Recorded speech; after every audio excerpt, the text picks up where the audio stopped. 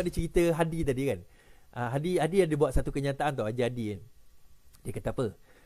Yang apa nama mengenai kes yang ada orang bagi duit pada musim pilihan raya, lu ingat tak? Yang orang bagi duit tu kan, dalam tular video yang orang bagi duit tu kan. Dia kata apa? Presiden PAS UMNO, Hadi kata apa? Duit tu tak salah. Duit tu sedekah. Okey. Saya baca orang awam sedekah pandang pengundi tak lagar peraturan pilihan raya. Ini sebab UMNO sekarang ada buat petition, I think di 6 kawasan kot. Di Kedah, di Kelantan kot, ada beberapa kawasan yang dibuat untuk minta supaya tempat tersebut dibatalkan, pilihan raya tersebut dibatal di tempat tersebut kerana melanggar peraturan sebab merasuah pengundi. Okey. Hadi kata apa? Orang awam sedekah pandang pengundi tak langgar peraturan pilihan raya. Presiden PAS Abdul Hadi Awang mempertahankan pengagihan wang tunai oleh parti itu kepada pengundi semasa pilihan raya dengan mendakwa ia adalah sedekah dan tidak melanggar peraturan pilihan raya.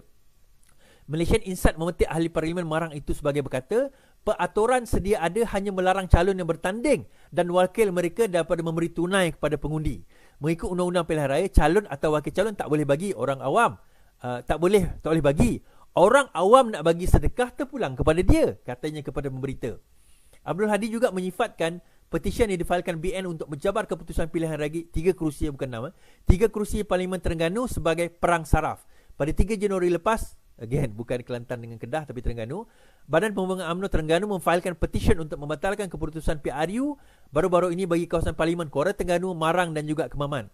Petisyen difailkan adalah mengikut kesalahan akta pilihan raya. Pengerusi UMNO Terengganu Ahmad Said berkata petisyen itu membangkitkan dakwaan PAS telah merasuah pengundi dengan mengagihkan bantuan keuangan daripada kerajaan melalui inisiatif iPension, iBelia dan iStudent antara 5 dan 17 November yang hanya berlaku beberapa hari sebelum PRU. Dia berkata UMNO Terengganu berharap pengundian dapat diadakan semula di ketiga-tiga kawasan itu dengan memetik PRK Cameron Highland pada 2018 sebagai contoh. Pada PRU 15 baru ini, Ahmad tewas di kerusi Parlimen Kemaman kepada calon Cik Alias Hamid yang menang majoriti 27,000. Di Marang, Abdul Hadi menang dengan kepada 3 pesaing dan juga PAS menang. Dia menyentuh tentang apa orang kata yang I ni bagi student lah, apa sebagainya kan, sebagai rasuah.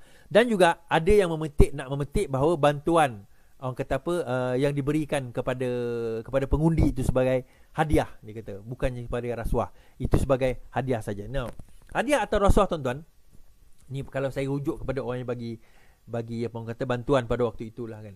Ingat tak video yang tular itu kan? Saya merujuk pada video yang tular. Adakah itu boleh dianggap sebagai hadiah? Bukankah itu dianggap sebagai rasuah? Kadang-kadang kita pelik juga kan. Parti yang memperjuangkan Islam masih lagi nak berdolak dalih dengan apa yang dikatakan sebagai rasuah, apa yang dikatakan sebagai sedekah dan juga hadiah. Okay.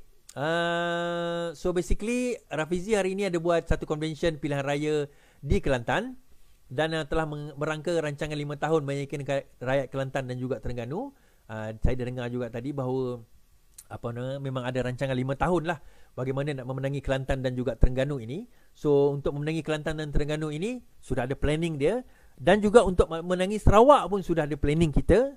Saya pun sudah meletakkan beberapa planning untuk kita nak orang kata apa, nak kalau ditakdirkan bertanding untuk menawan Sarawak. Kita macam ni tuan-tuan, walaupun kita sekarang ini bergabung dengan kerajaan GPS, tapi dalam masa sama kita tak boleh leka. Sama ada bertanding atau tidak itu cerita lain, tapi dalam masa sama kita kena bersedia lah. Tak boleh lah last minute. Saya ni kalau saya buat assignment dulu pun saya bukan jenis last minute. Kalau cikgu bagi satu assignment, dia kata 3 bulan siap, hari ni dia bagi, minggu depan saya dah siap. Normally saya buat macam tu. Saya bukan jenis last minute-nya student.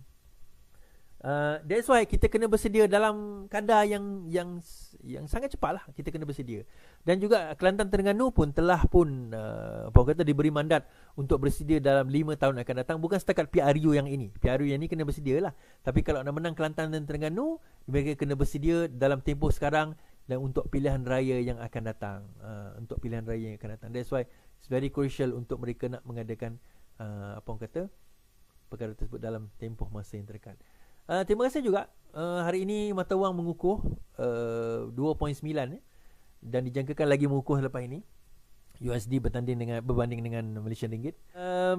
Dan terima kasih kepada Yang Amat Berhormat Perdana Menteri Malaysia Datuk Seri Anwar Ibrahim yang turun ke Sarawak pada Jumaat lepas. Khamis dia datang, landing, jumpa dengan Abang Jo. Kemudian Jumaat menunaikan sembahyang solat Jumaat. Kemudian berjumpa dengan rakyat di Kubah Ria. Satu benda yang menarik ini yang tak ramai yang nak acknowledge benda ini, tapi benda yang menarik.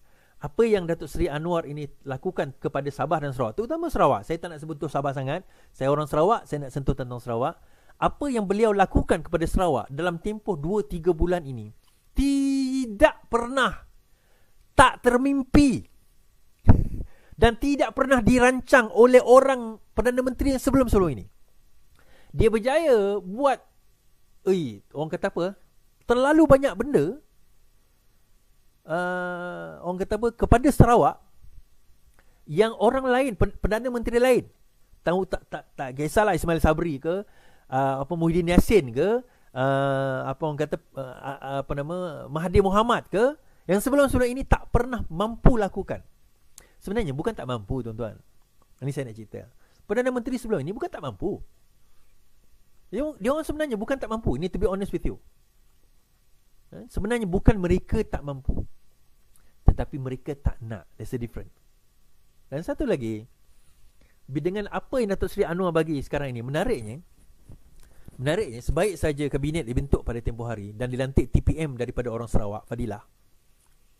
Dia purposely lantik Fadilah. Kenapa? Bila dilantik Fadilah sebagai TPM dan juga Hal Ehwal Sabah Sarawak dan juga yang membawa MA63, dia bagi tempoh 1 bulan untuk Fadilah datang dengan apa benda yang you all nak dalam MA63.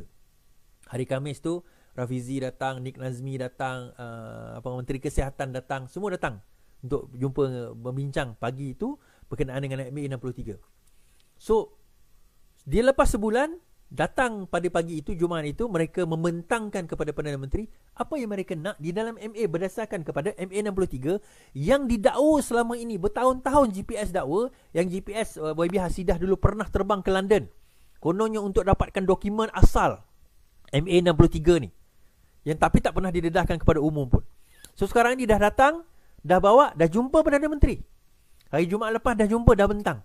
So Februari ini, kalau tak silap saya, dalam kabinet akan dibawakan pembentangan tersebut kepada kabinet untuk nak dibincangkan lanjut. Tetapi sebelum perbincangan tersebut, beberapa hak telah diberikan kepada Sarawak. Yang pertama, gas minyak telah diserahkan kembali kepada negeri. Elektrik telah diserahkan kembali kepada negeri. Mana-mana projek federal yang bawah 50 juta sekarang ini tidak perlu melalui kelulusan federal, hanya kelulusan negeri, asalkan mengikut tata cara. Bawah 50 juta projek. Yang ketiga, kalau kita tengok daripada segi itu? Bukan tanah. Tanah tu memang dah ada dah. Saya tengok ada satu lagi. Ada beberapa perkara lagi yang sekarang ini Perdana Menteri telah berjaya bawa Perdana Menteri Datuk Seri Anwar Ibrahim ni telah berjaya berikan kepada Sarawak.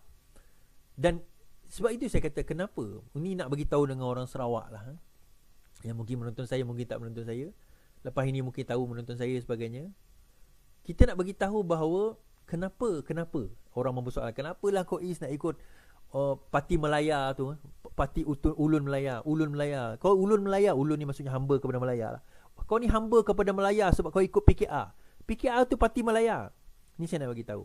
Tanpa Perdana Menteri daripada PKR, Sarawak takkan boleh dapat hak dia, sebab ini adalah permasalahan federal. Dan dengan kita berada di dalam itu, antara lain sedikit sebanyak kita contribute kepada perkara-perkara yang Sarawak perlukan. Perkara-perkara yang Sarawak perlukan. Dan kita ada bagi tahu juga, bukannya bodoh-bodoh juga kita duduk dalam parti kita tak bagi tahu kan. Kita bagi tahu, these are the things that we need, yang Sarawak perlukan, yang Sarawak perjuangkan. Dan ada juga benda yang sebenarnya tak perlu pun, tapi sengaja dia ada-adakan. Dan sekarang ini Datuk Seri Anwar Ibrahim telah berjaya menyelesaikan perkara tersebut. Atau paling kurang dia kata dia nak tengok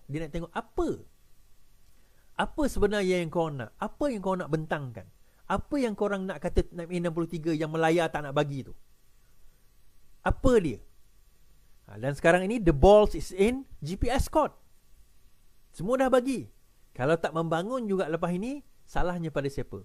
Adakah salahnya pada Melaya lagi? Adakah salahnya pada federal lagi? Atau salahnya kepada kerajaan negeri?